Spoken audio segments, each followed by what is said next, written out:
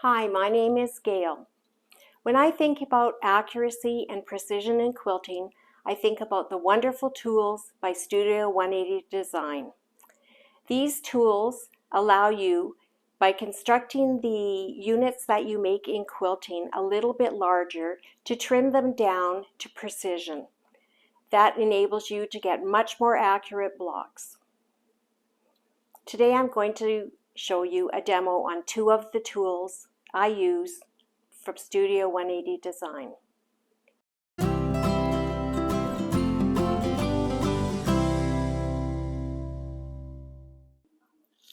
The first tool that I would like to show you is the Wing Clipper 1. There is a Wing Clipper 1 and a Wing Clipper 2. The Wing Clipper 1 does units in 1/2 inch and whole inch sizes, and the Wing Clipper 2 does units in 1/4 inch and 3/4 inch sizes. So this is the tool for making flying geese. The instructions that come with each one of the Studio 180 Design tools are excellent.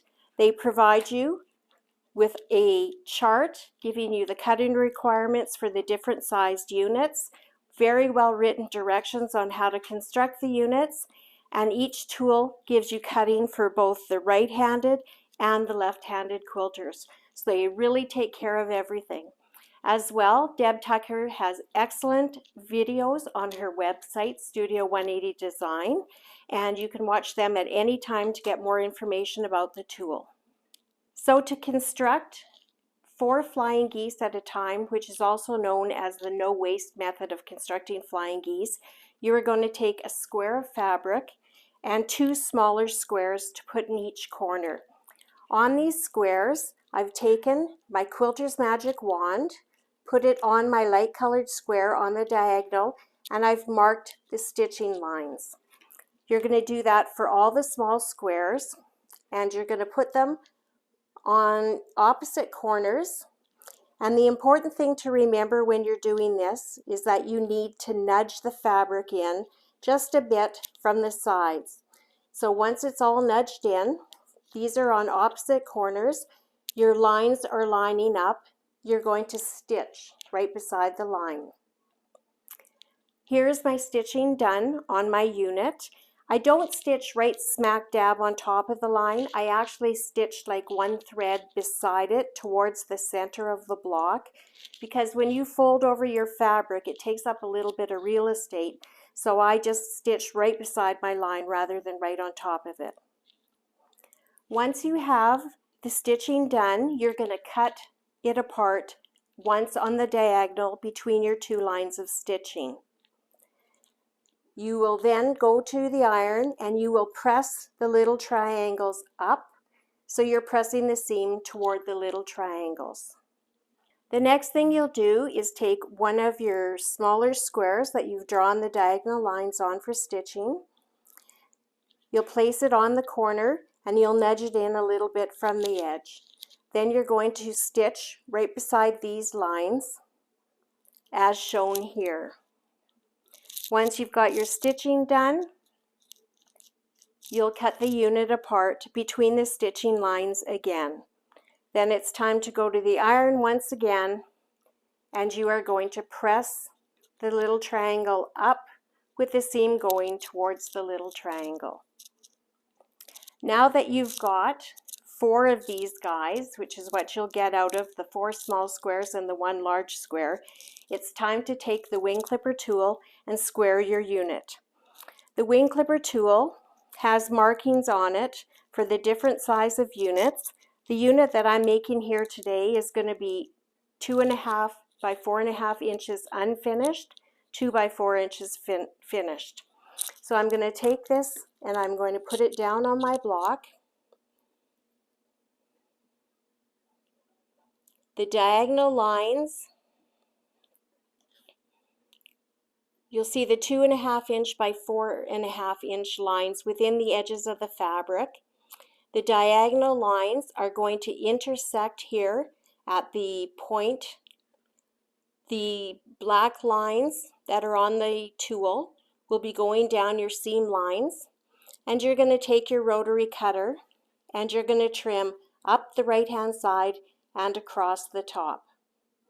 Once you've got those first two sides trimmed, you are going to rotate your unit 180 degrees, and you're going to reposition the tool on your unit. The X here for the 2.5 inch will go right at the tip of the V. Your 4.5 and 2.5 inch lines will go on the sides that you've just trimmed. And now you'll take your rotary cutter and you're going to trim the right hand side and across the top. And what you're going to be left with is a perfect flying geese unit that's 2.5 inches by 4.5 inches unfinished. And like I said earlier, from the one square, large square, and 4 smaller squares, you are going to end up with 4 flying geese units as shown, and they're all the perfect size. If I look back to the instruction sheet that came with the tool, and I look at the chart where all the cutting requirements are, you can see that with this one tool, you can do 10 different sized flying geese units. Deb's videos have also been linked on our website for your convenience, so please feel free to go and watch the video. They're excellent. Along with making flying geese units, which you can see here in this block, you can also do special techniques with the wing clipper tool. One of the techniques is what's called pickets. That's where you are having a rectangle that has a triangle of color all going the same direction on the unit, and that's called a picket. The second unit that you can do with this tool is what's called quickets. So it's the same rectangle of fabric with a triangular color, but this time you have mirror image units. They're not all going the same way. And how you make this unit is called quickets.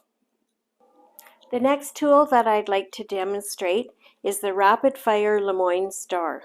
Lemoine stars are a lot of fun to make. Everybody seems to love them.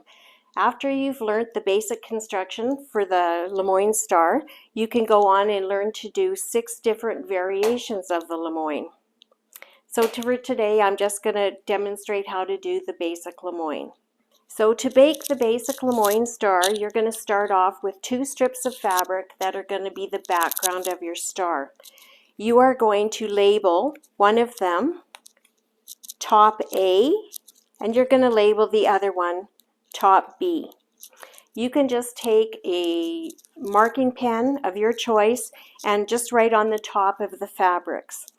So that forms the background. Now you are going to take your star point strips and you're going to, on fabric A, the width of this strip, you are going to measure down on the right hand side of A and you're going to make a little line. You're going to measure down the width of this strip on B, on the left hand side of B, and you're going to make a little line. Then you're going to take your star strips and you're going to line them up with that line, and that lets you know where to start stitching. So you'll just turn your fabric right side down with the top of your fabric lined up at that line, and you're going to stitch down your strips. Once you've got your star strips sewn on, pressing is very important. So on the fabric that you marked top A, you do your pressing towards the background fabric. On the strip that you marked top B, you do your pressing towards your star fabric.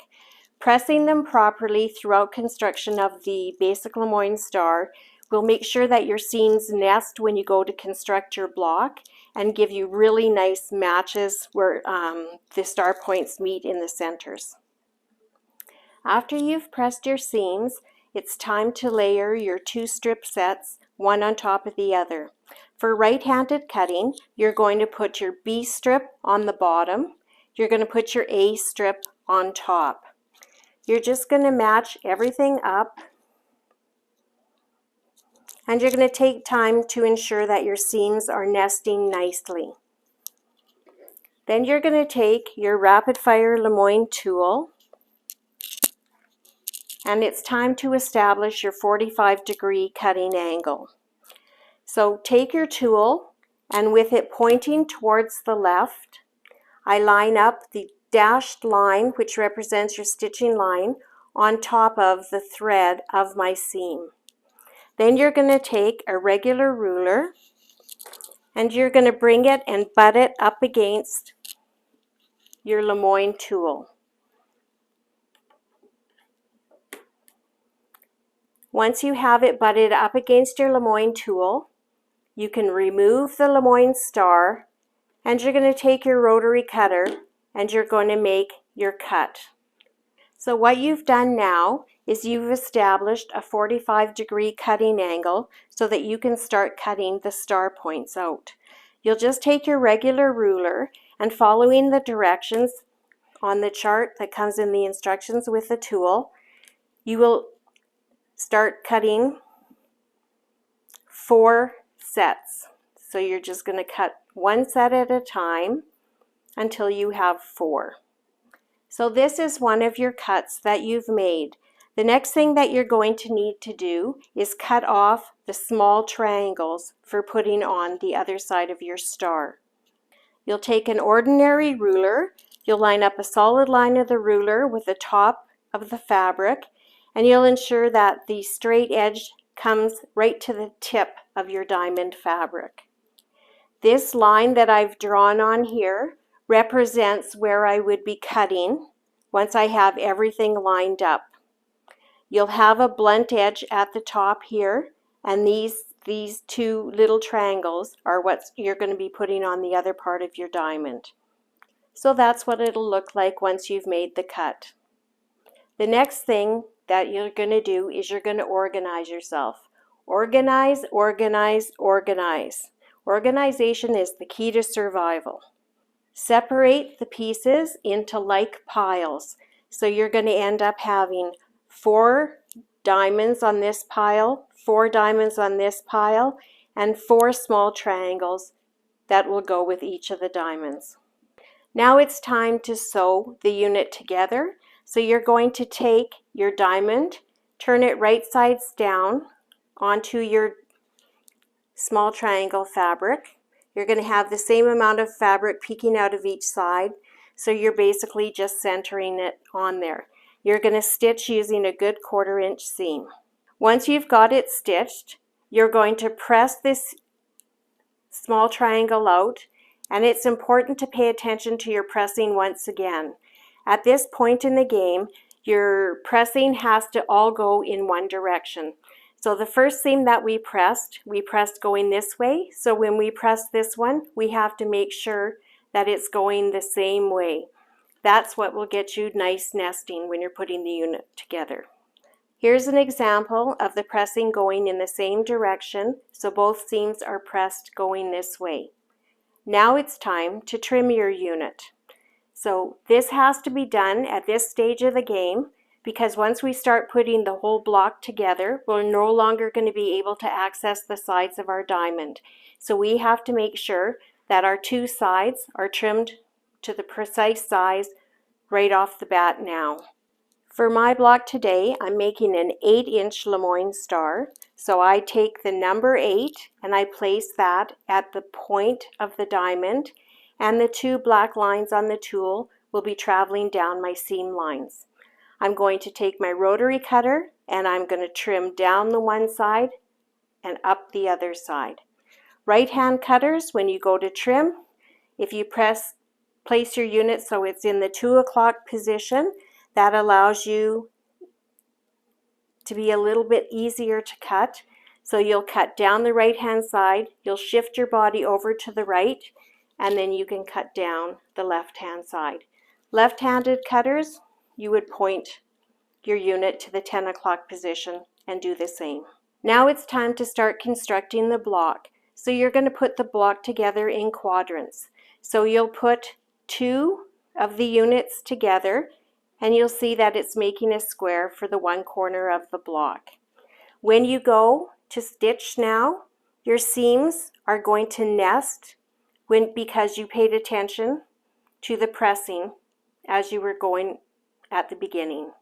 Once you have that seam sewn, you can press your seams open. You don't have to worry about pressing them all in the same direction anymore. You're going to construct your 4 corners of your block. Then you're going to put it all together, and you're going to have a unit that's slightly oversized that you're going to trim down to 8.5 by 8.5 inches unfinished. And that's the basic Lemoine star. There's a lot you can do with the basic Lemoine star. You don't have to make all of your star points the same color. You can use 2 different colors and alternate them. This is also a basic Lemoine star, and instead of just alternating the star colors, the points of the diamond colors, I also alternated the backgrounds. So where I had a dark, I put a lighter one. Where I had a light, I put a darker one. Still just a basic Lemoine star construction. This is one of the advanced techniques with the Lemoine star. This is a strip-pieced Lemoine. Another advanced technique is the Liberty Lemoine.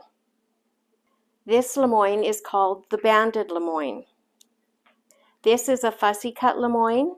Instead of cutting all 8 of my diamonds out of the same fabric, I chose to cut 4 of one and 4 of a different fabric. So that's the fussy cut Lemoine. This is the blazing Lemoine and happens to be my favorite Lemoine star. This technique is Lemoine as triangles. In this block, I did a basic Lemoine, alternating 2 colors in the center of my block.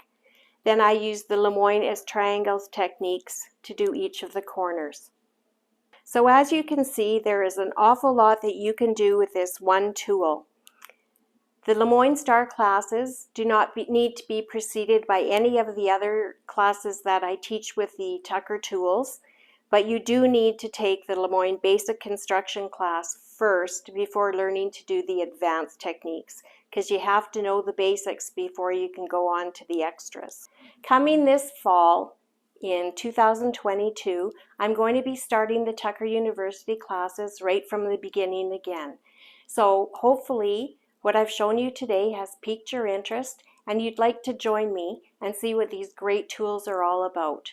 They really are the best in the market, and I've taught Tucker University to hundreds of students so far, and there's not one that hasn't loved everything they've learned with the Tucker tools. This quilt that you see behind me is one that I designed after we'd done Tucker University for a while.